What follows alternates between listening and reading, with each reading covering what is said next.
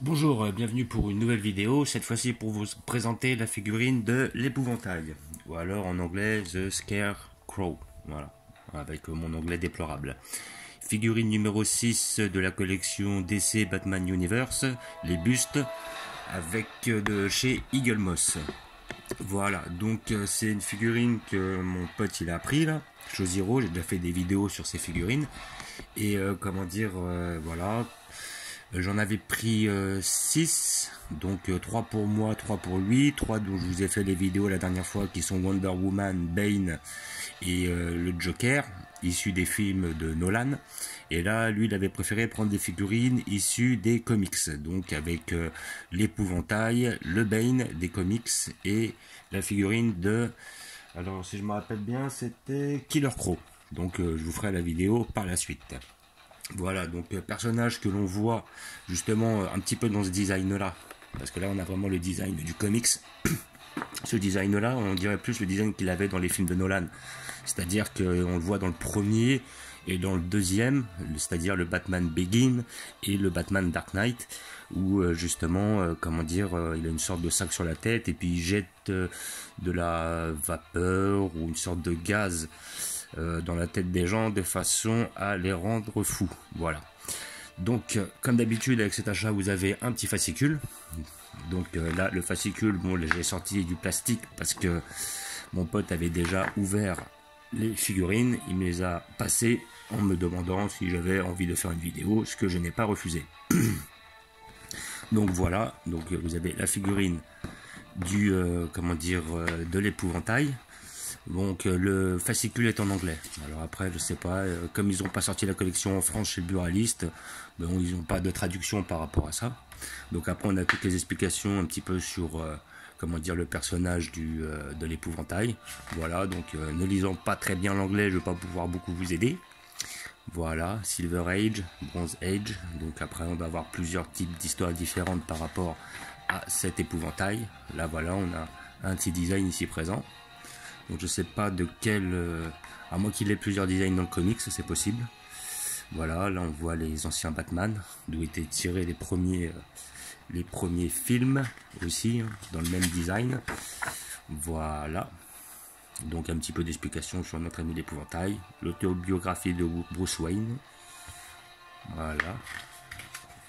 Une petite bande dessinée là, voilà. Un extrait. Il a l'air d'être plus récent au niveau des détails. Là. On voit un petit peu le design de l'épouvantail qui est pas trop mal ici. Voilà. Et après, il nous montre quelle figurine il compte sortir par la suite avec le personnage de Boy Wonder. Bon, je connais pas. Sincèrement, je connais pas tous les personnages de DC. Peut-être qu'il a une grosse importance. En tout cas, n'étant ni dans les films de Nolan, ni dans mes connaissances, je prendrai sûrement pas celle-là. Mais elle a l'air d'être faite correctement. Voilà. Donc nous allons l'ouvrir pour voir ensemble ce que ça donne. Voilà, donc soyez munis d'un couteau s'il y a des scotch. Moi j'ai pas besoin parce que la figurine a déjà été ouverte. Voilà, mais elle a l'air d'être vraiment bien faite. Voilà. Hop. Alors, on a vraiment un personnage qui est très bien fait, comme vous pouvez le voir. Voilà. C'est marrant, son chapeau, il a vraiment un aspect feuille. Voilà. Dans les coloris et puis un petit peu dans le sculpte. Là, on voit aussi les traces de suture au niveau du bras, là. Donc, visiblement comme un épouvantail, quoi, qui a été construit. Là, on voit les sutures sur le visage. On voit un petit peu les traits, là. On a vraiment l'impression d'avoir affaire à un épouvantail dans les champs. Là par contre, une petite ligne au niveau justement de la tête, c'est pas superbe. On voit que cet élément a été accroché sur le visage par la suite. Il y a une petite ligne, mais bon, sinon c'est pas non plus très dérangeant. Voilà, donc après il n'y a pas énormément de couleurs, mais bon, je suppose que c'est un peu le design du personnage. Là les cheveux sont bien faits, on dirait, je pense que ça doit être comme de la paille. Voilà, on a voulu un petit peu symboliser l'aspect paille. Là ouais, vraiment, c'est une belle figurine, hein. Elle est belle pour tous les puristes, tous ceux qui apprécient. Je pense que cette figurine pourrait tenter de leur plaire. Voilà, parce qu'elle n'a pas trop de défauts.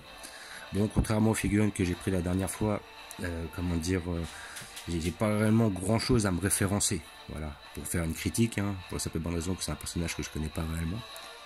Mais comment dire, en tout cas, moi, de ce que je vois, elle me paraît bien faite. Voilà. Donc figurine que vous pouvez obtenir à 20 € sur les sites Eagle Moss. Voilà, j'ai pu la toucher à 13 parce qu'on avait pris une grosse commande, hein, on en a pris 6 d'un coup.